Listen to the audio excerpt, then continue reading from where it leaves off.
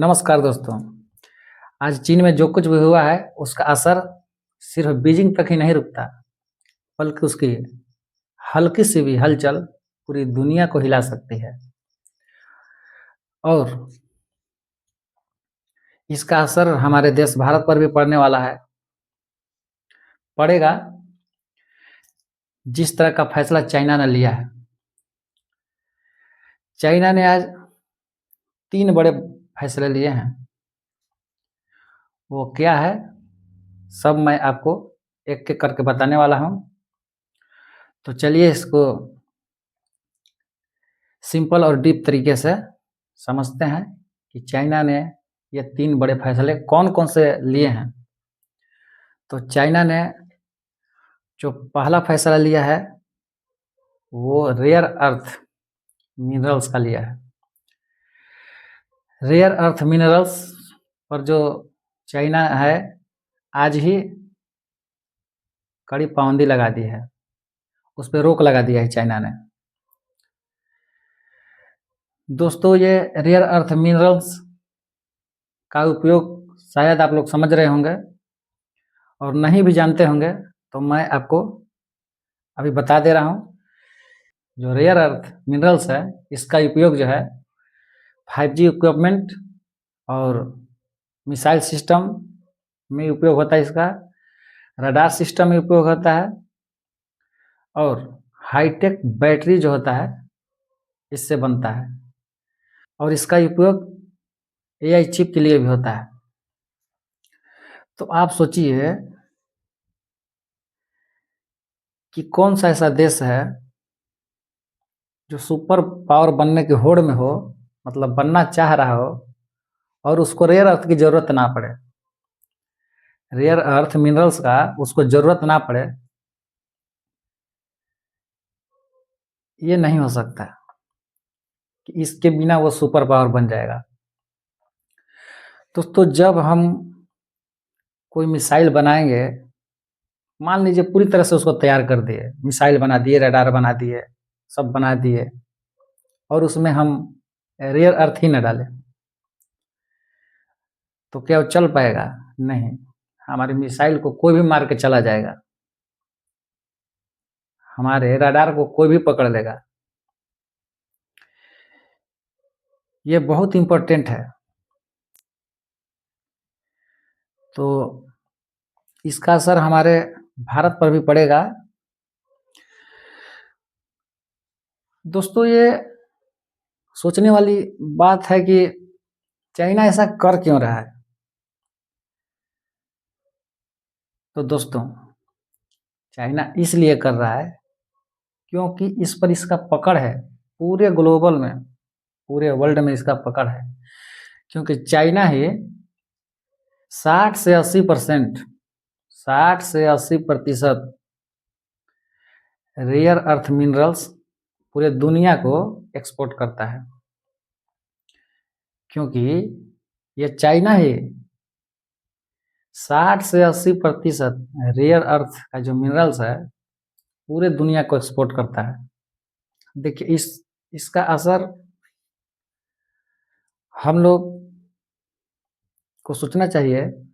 दुनिया की तो बात और है, हमारे भारत पर इसका क्या असर पड़ेगा। देखिए, इसका जो असर है, जो हमारा अभी डिफेंस का तैयारी जोरों शोरों से चल रहा है, उसका काम धीमा हो सकता है इससे। और चाइना इसीलिए ये देख रहा है कि इंडिया की जितना तेजी से आगे बढ़ रहा है डिफेंस सिस्टम में, ये हमारे ही कपार पे नाचेगा एक दिन। तो ये कभी नहीं चाहता है, ये चाइना दोस्तों, ये कभी नहीं चाहता है कि कोई भी देश हमारी बराबरी पर अगर खड़ा रहे और हमारे ही सर पे नाचे। वो चाहेगा कभी? वो क्या, कोई भी देश नहीं चाहेगा, हम भी नहीं चाहेंगे।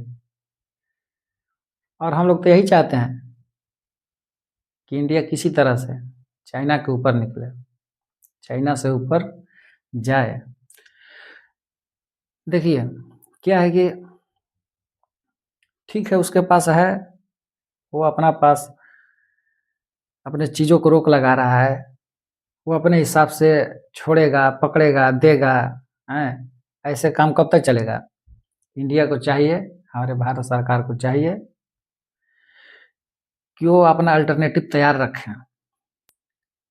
जैसे कि ऑस्ट्रेलिया, अफ्रीका है, इन सब देशों से अपना बात करें, क्योंकि चाइना पर भरोसा नहीं है।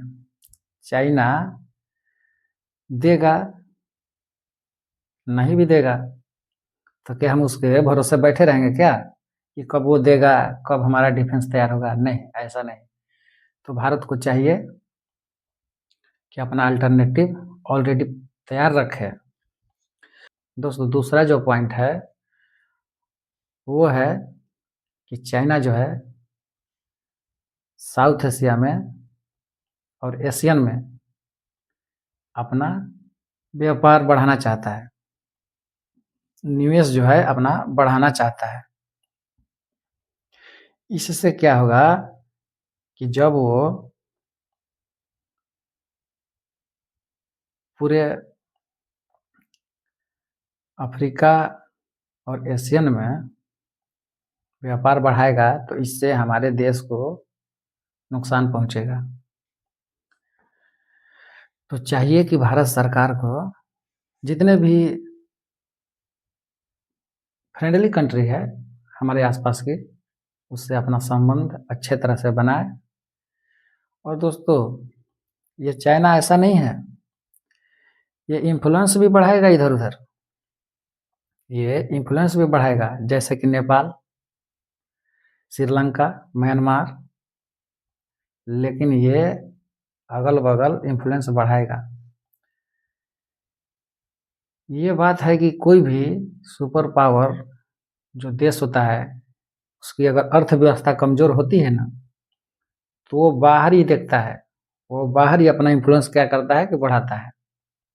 तो भारत को चाहिए कि चाइना की हर चाल पर निगरानी रखे, ताकि चाइना को मुंह तोड़ जवाब दे सके। दोस्तों, जो तीसरा पॉइंट है वो ये है कि चाइना की जो इकोनॉमी है आज बहुत तेजी से गिर रही है। ये आज की खबर है। उसका जो एक्सपोर्ट है थोड़ा गिर रहा है तेजी से, अनएम्प्लॉयमेंट जो है बढ़ रही है, और जो विदेशी कंपनी है चाइना को छोड़ छोड़ के भाग रही है, और रियल एस्टेट तो उसका क्रैश ही हो गया है। रियल एस्टेट जो है उसका पूरी तरह से क्रैश हो चुका है।